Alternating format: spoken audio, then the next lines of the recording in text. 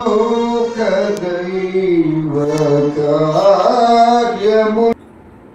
వచ్చిన ప్రియ సహోదరి సహోదరులందరికీ ప్రభువైన యేసుక్రీస్తు వారి నామములో వందనాలు తెలియజేస్తాము. వీళ్ళరా ఈ గురువారం మనము నేర్చుకోబోతున్న అంశం యెహోషువ గ్రంథంలో నుంచి మనము గతించినటువంటి నెలలో జనవరిలో ఆది కాండం నుంచి 5 కాండాల్లో వాక్య ధ్యానము చేసి ఉన్నాం. ఈ నెల ఫిబ్రవరి నెల మొదటి బుధవారంలో మనము దేవుని యొక్క వాక్యాన్ని యెహోషువ గ్రంథము 1వ అధ్యాయము 9వ వచన భాగం నుంచి ధ్యానం చేయబోతూ ఉన్నాం. లేదా యెహోషువ గ్రంథము మొదటి అధ్యాయంలో నుంచి ధ్యానం చేయబోతూ ఉన్నాం. మరి నిబ్బరము కలిగి ధైర్యంగా ఉండము అని చెప్పినటువంటి మాటలోని అంతరార్థంగా నాయకుడిగా ఉండాలి అంటే దేవుని యొక్క సహాయం తప్పకుండా పొందాలి అనే విషయాన్ని మనం గమనించాలి. చిన్న ప్రార్థన చేద్దాం. పరిశుద్ధాత్మ నడిపింపు కొరకు ప్రేమ కలిగిన తండ్రి, కృప కలిగిన దేవ, నమ్మకమైన ప్రభువా యేసయ్యా నీ పాదాలకు వందనాలు, స్తుతులు స్తోత్రాలు చెల్లిస్తా ఉన్నాం. రాజరక్షక నాయన యేసయ్యా ఈ యొక్క బుధవారం సాయంకాలం ముందు నేను నీ యొక్క వాక్యాన్ని బోధించడానికి నిలబడి ఉండగా మరి ఈ విషయాన్ని ధ్యానం చేయటకు మీ శక్తి దయచేయండి, మీ బలం దయచేయండి. నాయన మీ వాక్యాన్ని జాగ్రత్తగా పరిశీలించి చదువుకున్నటకు మీ యొక్క నడిపింపు దయచేయమని కోరుతూ ఉన్నాం. ఇప్పుడు వచ్చిన బిడ్డలందరినీ దీవించి ఆశీర్వదించండి. వాక్యం విన్నప్పుడు అపవాది ఆ వాక్యాన్ని మా హృదయంలో నుంచి దొంగిలించకుండా సహాయం దయచేయమని కోరుతూ ఉన్నాం. మంచి నేల పడిన విత్తనం వలె ఫలించుటకు కృప చూపమని కోరుతూ ఉన్నాం. సమస్త మహిమాత్రంతో ప్రభువానికి ఆరోపిస్తూ యేసు నామములో ప్రార్థిస్తున్నాను తండ్రి, ఆమేన్. పిల్లరా, యెహోషువ గ్రంథము మరి మొదటి అధ్యాయంలో ఉన్న వచన భాగాన్ని మనము చదువుదాం. యెహోషువ గ్రంథము మరి ఈ యొక్క అధ్యాయము మనందరికీ బాగా తెలిసిన అధ్యాయం. దాదాపుగా మనము ఎన్నో ప్రసంగాలను ఈ యొక్క అధ్యాయంలో నుంచి మనం వింటూ ఉన్నాం. అంశం ఏంటి అంటే నిబ్బరము కలిగి ధైర్యముగా ఉండుట. అంశం ఏంటి? నిబ్బరము కలిగి ధైర్యముగా ఉండుట. యెహోషువ మరి గ్రంథంలో మనం ఈ మాటలు చూస్తూ ఉన్నాం. యెహోవా సేవకుడైన మోషే మృతి పొందిన తర్వాత యెహోవా నూను కుమారుడును మోషే పరిచారకుడునైన యెహోషువకు ఇలాగూ సెలవిచ్చాను. నా సేవకుడైన మోషే మృతి పొందాను కాబట్టి నీవు లేచి నీవును ఈ జనులందరూ ఈ యోర్దాను నది దాటి నేను ఇశ్రాయేలీయులకు ఇచ్చుచున్న దేశమునకు వెళ్ళుడి. నేను మోషేతో చెప్పినట్లు మీరు అడుగుపెట్టు ప్రతి స్థలమును మీకు ఇచ్చుచున్నాను. కింద 5వ వచనంలో అంటున్నాడు, నేను మోషేకు తోడై ఉండినట్లు నీకు తోడై ఉండును అంటున్నాడు. కాబట్టి ఇక్కడ మనం చూస్తూ ఉన్నాం, నేను మోషేకు తోడై ఉన్నట్టు నీకు తోడుగా ఉంటాను. ఇంకా పైన ఉన్న మాటలు ఏమంటున్నాడు? మోషేతో చెప్పినట్టు మీరు అడుగుపెట్టు ప్రతి స్థలమును మీకు ఇచ్చేదను అంటున్నాడు. ఈ మాటలు మనం పరిశీలనగా చూసినప్పుడు యెహోషువకి మరి ఒక భయం కలిగినటువంటి వారిగా మనం భయం కలిగి ఉన్నాడు. నిజానికి ధైర్యవంతుడే, యెహోషువ ధైర్యవంతుడే. కానీ మోషే ఐగుప్తు దేశంలో నుంచి ఇశ్రాయేలీయులను నడిపించుకుంటా వచ్చిన తర్వాత వాళ్ళు ఇశ్రాయేల్ ప్రజలు ఆ హెబ్రీలు అనబడినటువంటి వారు మోషేని ఎన్ని విధాలుగా మాట్లాడారో అవన్నీ యెహోషువ గమనిస్తూనే ఉన్నాడు. దేవుడు గనక మోషేకి తోడుగా ఉండకుండా ఉన్నట్లయితే వాళ్ళే మరి ఆ హెబ్రీ ప్రజలే మోషేని ఎప్పుడో చంపేసిండేవాడు, దాంట్లోనే చంపేసిండేవాడు.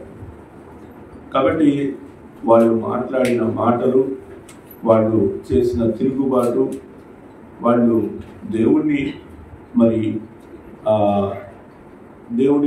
దేవుని యొక్క మాటను అంగీకరించినటువంటి విషయాలు ఇవన్నీ చూసినప్పుడు యెహోషువ ఏమనుకున్నాడో మరి వాక్యంలో మనకు లేదు, కానీ దేవుడైతే మాత్రం యెహోషువను బలపరుస్తున్నటువంటి విషయాన్ని మనం చూస్తా ఉన్నాం. ఏమంటున్నాడు? నేను మోషేకు తోడై ఉండినట్లు నీకు కూడా తోడై ఉంటాను అని చెప్తున్నాడు. మొదటి మాట మనం ఏం చూడబోతున్నామంటే యెహోషువ పిలుపు గురించినటువంటి మాటలు చూస్తా ఉన్నాం. 1వ అధ్యాయం 5వ వచనంలో, నీవు బ్రతుకు దినములన్నిటను ఏ మనుషుడు నీ ఎదుట నిలువలేక ఉండును. నీ బ్రతుకు దినములన్నిటను ఏ మనుషుడు నీ ఎదుట నిలువలేక ఉండును.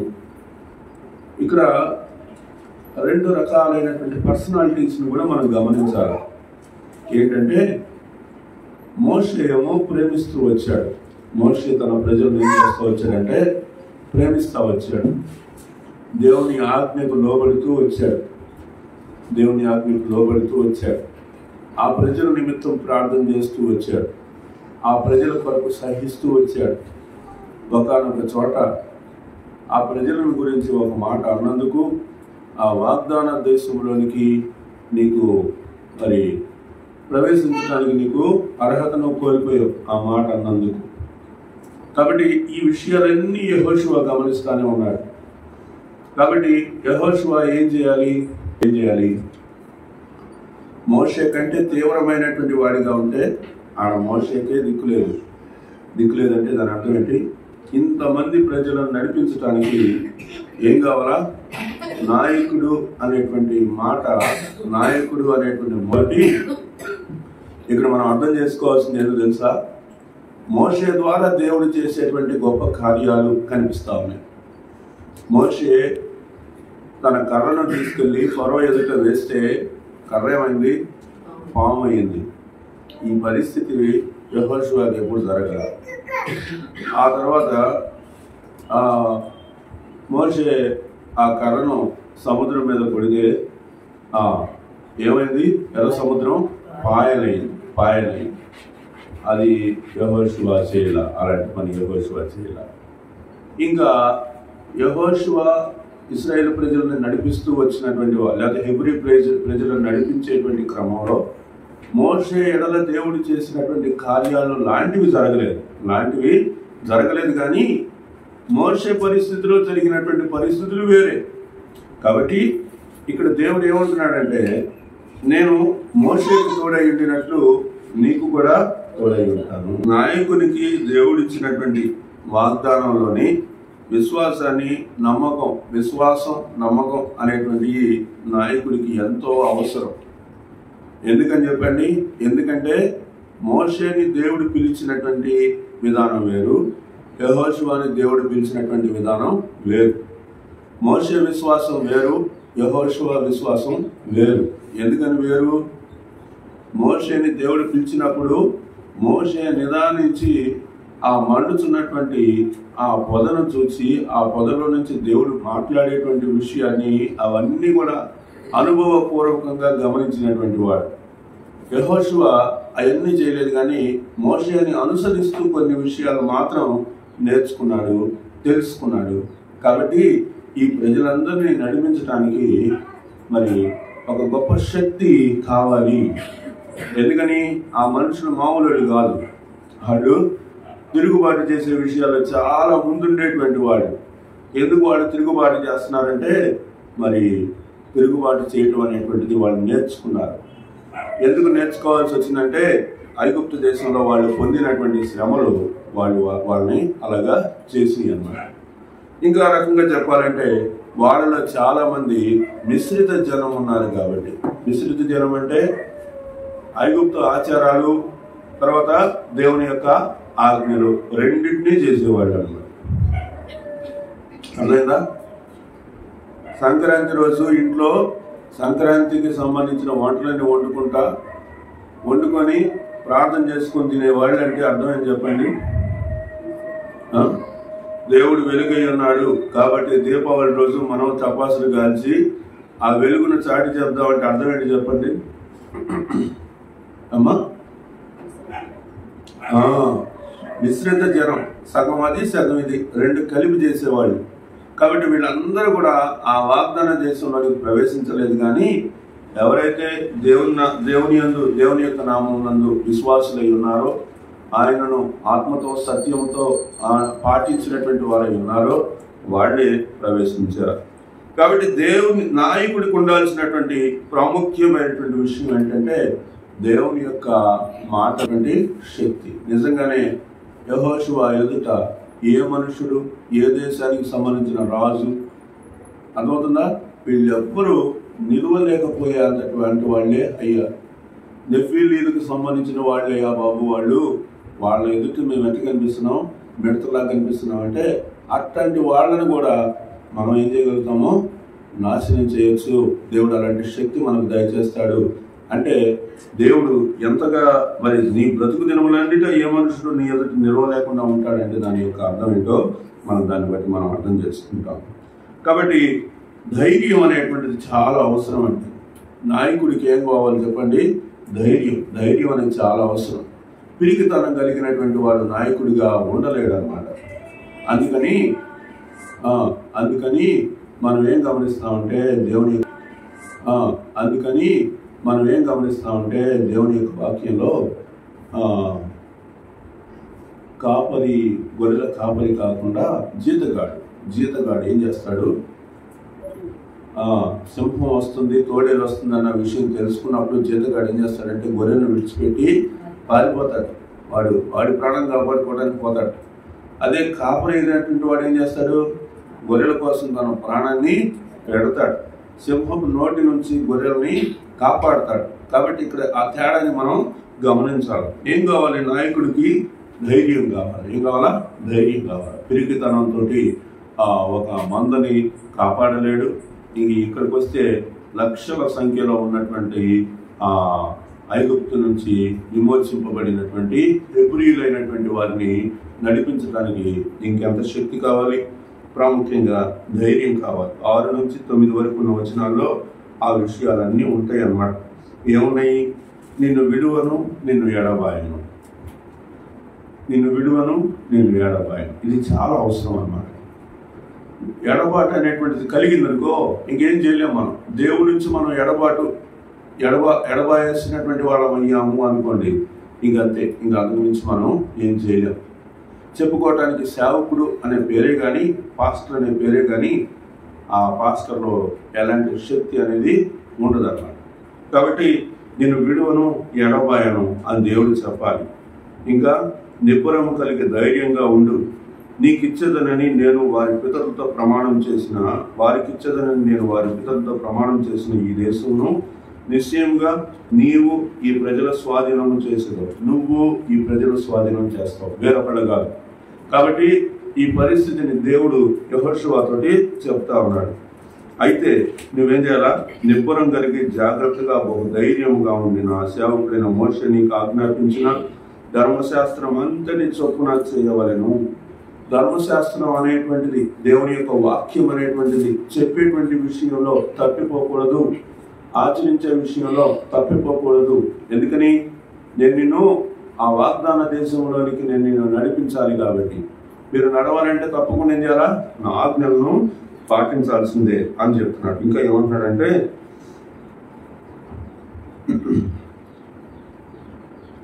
నీవు నడుచు ప్రతి మార్గమున చక్కగా ప్రవర్తించినట్లు నీవు దాని నుండి కుడికి కానీ ఎడమకు కానీ తొలగకూడదు. నాయకుడు అనేటువంటి వాడికి ఇది చాలా అవసరం అన్నమాట. ఎందుకని? పరిస్థితులు మారిపోతాయి, ప్రజలు మారిపోతారు, విశ్వాసాలు మారిపోతాయి, ఆలోచనలు మారిపోతాయి. అభివృద్ధి కోసం అన్నట్టుగా మనం ఏవేవో రకరకాలైనటువంటి విషయాల్లోనికి తలదూరుస్తూ ఉంటాం. ఇలా చేసినప్పుడు ఏం చేస్తామో తెలుసా? దేవుని వాక్యాన్ని నిర్లక్ష్య పెట్టి కుడికి కానీ ఎడమకు కానీ తొలగిపోతాము. అలా తొలగిపోకుండా చూసుకో అని చెప్తా ఉన్నాడు. ఇంకా ఏమన్నాడండి అది చెప్తూ 8వ వచనం, ఈ ధర్మశాస్త్ర గ్రంథమును నీవు బోధింపక తప్పిపోకూడదు. బోధించాలి, దేవుని యొక్క వాక్యాన్ని బోధించాలి. ఇక్కడ యెహోషువ గురించినటువంటి విషయంలో చూస్తే యెహోషువ ఏం చేయాలా? ధర్మశాస్త్రాన్ని ఏం చేయాలా? వారి ప్రజలకు బోధించేటువంటి విషయంలో తప్పిపోకూడదు. కాబట్టి అంటే ఈ రోజుల్లో మనకి ఇది వాక్యం బోధించడం అనేది ఒక ఆత్మీయమైనటువంటి విషయంగాను లేకపోతే దైవికమైన విషయంగా మాత్రమే మనం పరిగణిస్తున్నాం. కానీ ఇశ్రాయేల్ ప్రజలకు అక్కడ ఉన్నటువంటి పరిస్థితులు అయితే వాళ్ళకి ఒక రూల్ అనమాట. పెద్దలైనటువంటి వాళ్ళందరూ తప్పకుండా వాళ్ళ పిల్లలకి అందరికీ ఏం చేయాలంటే తత్వశాస్త్రాన్ని బోధించాలంటే బోధించడం అనేటువంటి ఒక విధానం అనమాట. అందుకే ఆ క్రమంలోనే ఏమొచ్చినాయి అంటే మనం వాడంగాని జపమాలలు అనేవి వచ్చినాయి అన్నమాట. ఏమొచ్చినాయి? జపమాల. ఆ జపమాల అనే దానికి అదొక దండలాగా ఉంటుంది. ఆ దండను ఏంటంటే వాళ్ళు పలుకుతూ ఉంటారనమాట. ఏం పలుకుతున్నారు? నిజానికైతే ధర్మశాస్త్రంలో ఉన్న విషయాలు పలుకుతారు. ఎవరు పలుకుతారు? ఇశ్రాయేల్ దేశంలో ఉన్న యూదులు ఉన్నారే, వాళ్ళు ఇప్పటికీ కూడా అది చేస్తారు.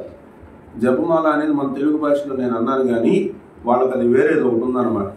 అది అహరోనిక్ చేస్తారంటే అన్ని చదువుతూ ఉంటారు. మోషే ధర్మశాస్త్రంలో ఉండే ఆజ్ఞలు, తర్వాత ఇవన్నీ నువ్వు తప్పిపోకూడదు అనేటువంటి రోజు అది చదువుతూ ఉంటారు అనమాట. అంటే గుర్తుండడం కోసం ఒక్కోటి దండ అనేది పెట్టుకుంటారు వాళ్ళు.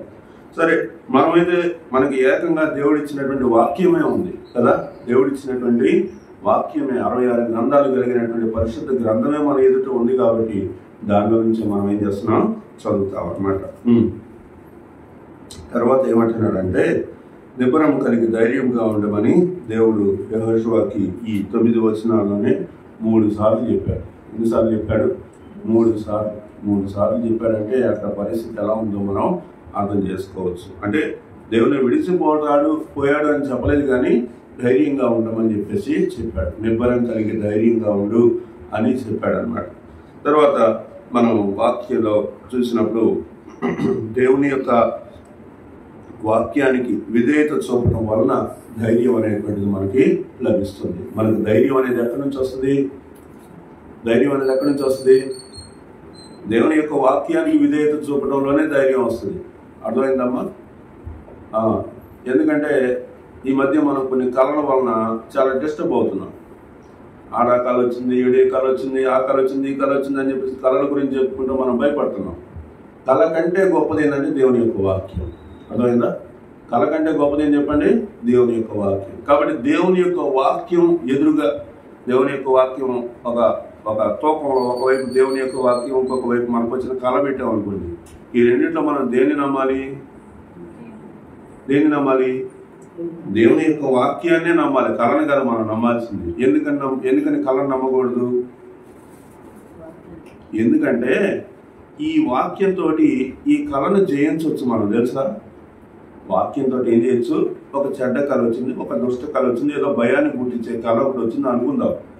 ఓకే, ఆ భయాన్ని పుట్టించేటువంటి కళ వచ్చింది కాబట్టి ఈ కళను చూసి మనం భయపడతా ఉన్నాం అనమాట. వామ్మో ఏమైందో అని. కానీ దేవుని యొక్క వాక్యంతో మనం ఏం చేయొచ్చు?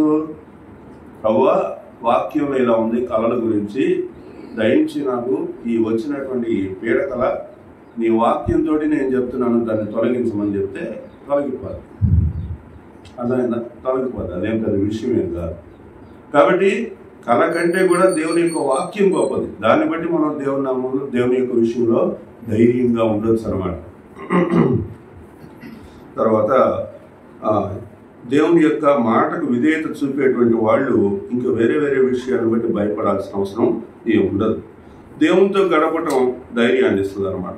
దేవునితో. అందుకే 5వ వచనంలో ఏమన్నాడు? నీవు బ్రతుకు దినములన్నిటినూ ఏ మనుషుని ఎదుటి నిలవలేక ఉండనని మోషేకు తోడైనట్లు నేను కూడా నీకు తోడై ఉంటాను. నేను కూడా నీకు తోడై ఉంటానంటే ధైర్యాన్ని ఇచ్చినట్టే కదా. నేను నీకు ధైర్యంగా ఉంటానని చెప్తే ఇంకా మనం ఎవరికి భయపడాలి? ఇంకెవరికి మనం భయపడాల్సినటువంటి అవసరం లేదు. ఇక్కడ ఒక లాజిక్ ఉంది. ఆ లాజిక్ మీరు అర్థం చేసుకుంటారని అనుకుంటున్నాను. ఏంటంటే నీకు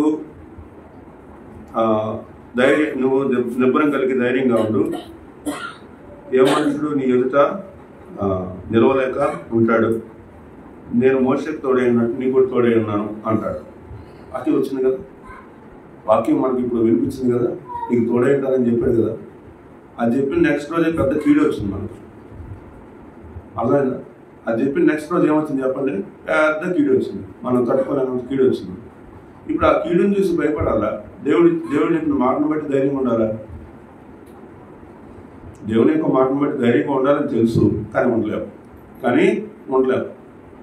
ఆ రోజుకి ఆ సమయానికి దేవుని యొక్క మాట కంటే మన హృదయంలో మెదిలాడుతున్నటువంటి బాధ, ఆ పరిస్థితి తీవ్రత ఎక్కువైపోయి అన్ని మతాలు ఒకటేలే, అన్ని దేవుళ్ళు ఒకటేలే అనే పరిస్థితికి మనం వెళ్ళిపోతాం, తెలుసా?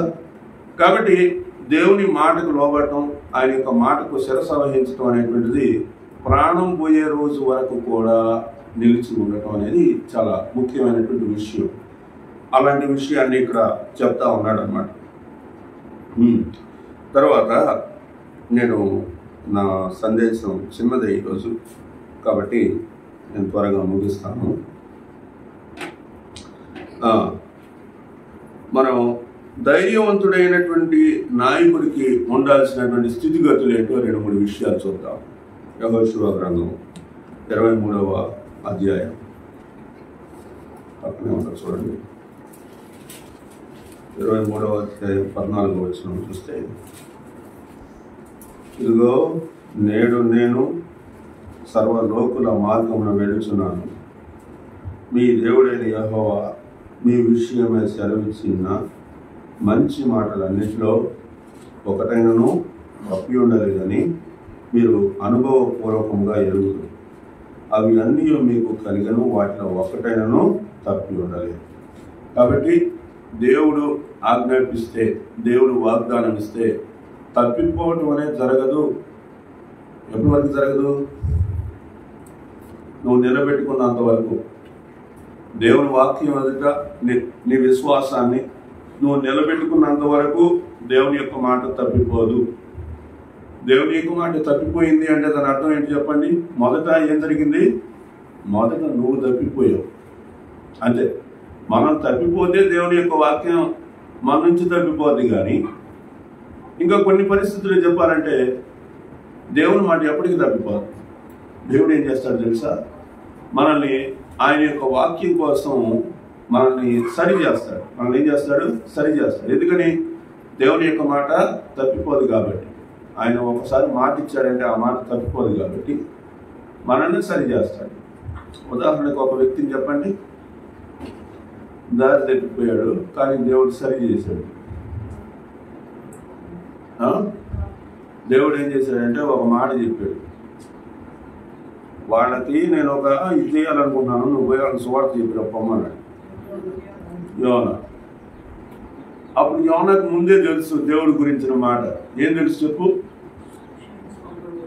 అయ్యా నేను ఆడకపోయి తిరగాల్సింది ఏముంది, నేను ఆడకపోయి తిరిగే లోపల నువ్వేం చేస్తావు? వాళ్ళని క్షమించేస్తావు, అనవసరంగా నేను ఆడదాకా పోవటం ఎందుకు, ఎడుండి ప్రార్థన చేస్తాను. కానీ ఒక తోటకి పోమంటే, నినివేకి పోమంటే ఏం చేశాడు? దర్శించుకు ఎక్కిపోయాడు అన్నాడు. మరి యోనాకి చాలా ఎక్కువ విశ్వాసం ఉంది నా మీద, సర్లే పోతే నేను క్షమించేస్తానులే అనుకున్నాడా? లేకపోతే దారి మళ్ళించాడా? దారి మళ్ళించాడు. నువ్వు వెళ్ళాల్సిందే ఆడికి. నువ్వు వెళ్ళి అక్కడికి వెళ్ళి ఏం చేయాలా? అక్కడ స్వార్థ ప్రకటించాల్సిందే. ఎందుకని ప్రకటించాలి? నువ్వు అక్కడ ప్రార్థన చేస్తే అవ్వదు, అక్కడ వాడు కూడా మారు మనసు పొందాలి. అర్థమైందా? నువ్వు అక్కడికి చెప్పావు కాబట్టి నేను చేయను. నువ్వు ఆడికి పోయి ఏం చేయాలి? ఆడికి స్వార్థ ప్రకటించాలా, వాడు ఉపవాసం ఉండాలా, వాడి నీతిని తెలుసుకోవాలా, దుర్మార్గతను విడిచిపెట్టాలా, క్రమంలోకి రావాలా. ఇవన్నీ వస్తే అప్పుడు నేను ఏం చేయాలి? వాళ్ళని విడిపించాలా. అది దేవుని యొక్క క్రమం. కాబట్టి దారి తప్పిపోతే దేవుడు సర్లే అని అనడు, దానిలోకి ఏం చేస్తాడో తీసుకొని వస్తాడు, దారిలోకి తీసుకొస్తాడు. ఎందుకని? ఆయన మాట చెప్తే దాన్ని ఏం చేయాలా? దాన్ని తూచా తప్పకుండా దేవుడు నెరవేరుస్తాడు. కాబట్టి దానికోసం మనుషులనే మారుస్తాడని మనం గ్రహిస్తూ ఉన్నాం. కాబట్టి దేవుని యొక్క వాగ్దానాన్ని నమ్మాలి. ఆయన ఆజ్ఞలకు విధేయత చూపాలి. కుడికి కానీ ఎడమకు కానీ మీరు తప్పిపోకూడదని చెప్పాడు. కాబట్టి 2 తిమోతి 1:7 మనం చూస్తే ఆయన మనకి ఎలాంటి ఆత్మనిచ్చాడు?